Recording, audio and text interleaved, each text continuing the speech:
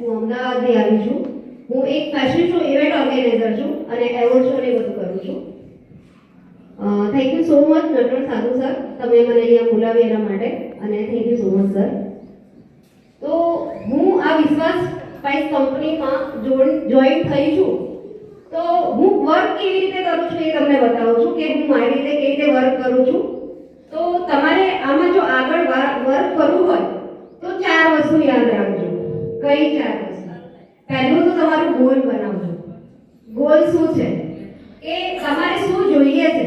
જો તમારે એ ડિસાઈડ નહીં હોય કે તમને શું જોઈએ છે, તમારું ડ્રીમ શું છે. બધાના ડ્રીમ હોય છે, બધાને કઈનું કઈ ડ્રીમ હોય છે. કોઈને ઘર લેવું હોય છે, કોઈને ગાડી લેવી હોય છે, અને લેડીઝનું ડ્રીમ સૌથી મોટું ડ્રીમ શું હોય, મારા છોકરાને આગળ કંઈક બનાવવો છે, ડોક્ટર બનાવવો છે, કંઈ બી બનાવવું છે, એ લોકોનું ડ્રીમ હોય છે. બરાબર? લેડીઝ હંમેશા પોતાના બાળકોનું વિચારતી હોય છે. તો સૌથી પહેલા તમારો ગોલ બનાવો કે તમારે શું કરવું છે, શું અચીવ કરવું છે. જો એ ગોલ ડિસાઈડ હશે ને તો તમે સક્સેસ જરૂર થશો. સેકન્ડ છે, જે હું બહુ જ માનું છું, ગુરુ. તમારા જે ગુરુ કહે ને એને માનો છો. ધારો કે મારા ગુરુ સર છે, બરાબર, નટવર સાધુ સર, એમણે મને એવું કીધું કે તમારે આવું કરવાનું છે તો તમારે કરવાનું. કારણ કે આપણે સ્કૂલમાં બી ભણવા જઈએ છીએ તો આપણને ટીચર જે ભણાવે છે આપણે ભણીએ છીએ, બધા એક સરખું જ ટીચર ભણાવે છે, બરાબર. શું પણ બધા છોકરાઓ ડોક્ટર, એન્જિનિયર એવું બને છે ખરી? નથી બનતા. કેમ? અમુક છોકરાઓ એટલી મહેનત કરે છે, પોતાને ડોક્ટર બનવું છે તો એટલું ભણે છે અને પછી એ ડોક્ટર બને છે. તો મારા ગુરુએ મને એવું કીધું કે તમારે આવું કરવાનું છે, તમારે આ મીટિંગ કરવાની છે, તો જ તમે આગળ વધી શકશો. તો એ તમારું લક્ષ્ય હોવું જોઈએ કે ગુરુએ કીધું એ મારે કરવું છે. ઓકે. ત્રીજું છે આપણું કે આપણા લેડીઝમાં બહુ સરસ આદત હોય છે સલાહ આપવી. હોય છે લેડીઝ આપણે સલાહ આપવામાં માની રહીએ. કેવી રીતે? સલાહ આપવામાં અને કોઈને બધું કહેવામાં. ધારો કે કોઈ એક લેડીઝ સાડીની દુકાનમાં ગઈ અને મસ્ત સાડી લઈ આવી, બરાબર, અને એ સાડી લઈ આવી, સાડી એને પહેરી તો 4 જણને કહેશે અને સાડી બહુ મસ્ત છે, ક્યાંથી લાવી? એટલે આપણે શું કરીશું? એડ્રેસ આપી દઈશું કે જા આ દુકાનમાં જઈએ, મસ્ત સાડી મળે છે. શું એ સાડીવાળો તમને ડિસ્કાઉન્ટ આપશે? નથી આપવાનો ને. તો આપણે સલાહ કેવી સરસ આપી દઈએ છીએ. આપણી પાડોશમાં જ કોઈ નવો વ્યક્તિ રહેવા આવ્યું, એને કશું જ ખબર નથી આ એરિયામાં કયો શાકભાજી વાળો છે, કયો દૂધ વાળો છે, ક્યાં ડેરી છે, કશું જ નથી ખબર. પણ આપણે શું કરીએ છીએ? જો તું અહીંયા જજો, અહીંયા શાક સારું મળશે, તો અહીંયા જજો. આ સલાહ આપણે લેડીઝ આપીએ છીએ, બરાબર. તો એ જ સલાહ આપણે આ વિશ્વાસ સ્પાઇસમાં આપવાની છે. કેમ?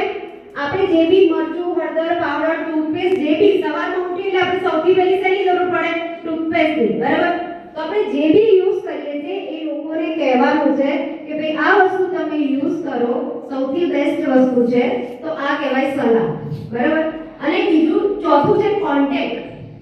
હવે કોન્ટેક્ટ તમારે કેવી રીતે? અમુક લોકો એવું હોય કે અમે કોને સેટિંગ કરીએ આ બધી વસ્તુ, અમે કોને શોધીએ કે આ મીટિંગ કરીએ કે એવું બધું. તો કોન્ટેક્ટ કેવી રીતે શોધવાના?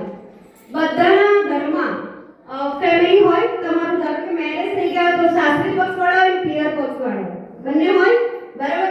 પછી ફેમિલી હોય તો એમાં ફ્રેન્ડ્સ હોય તો ફ્રેન્ડ્સનું આખું ગ્રુપ હોય. તમારી પાસે એમને જ આખા બધા ગ્રુપ હોય છે કે જેમાં તમે આ વસ્તુ કરી શકો છો ને કહી શકો છો કે ભાઈ આ વસ્તુ તમે યુઝ કરો અને આમાં તમે જોઈન થાઓ. 250 રૂપિયા નથી, 250 રૂપિયા એટલે કઈ મોટી વસ્તુ નથી આમાં જોઈનિંગ થવા માટે, પણ 250 રૂપિયાની તમે જોઈનિંગથી તમારું ડ્રીમ પૂરું કરી શકો છો. પણ મેં કીધું ને, સૌથી પહેલું ગોલ, તમારો ગોલ તમારો ડિસાઈડ હોવો જોઈએ. એ ડિસાઈડ હશે ને તો તમે સક્સેસ થઈ શકશો. અને લેડીઝમાં બધામાં એક વસ્તુ કોમન છે, જીભ. હે ને સર? જીભ આપણી પાવરફુલ વ્યક્તિ છે ને, કે જીભ આપણી છે ને એકદમ પાવરફુલ વસ્તુ કહેવાય. કેમ? તમે જેવું બોલો છો એવું થાય છે, બરાબર. તો તમે જેવું વિચારશો ને એવું પણ થશે.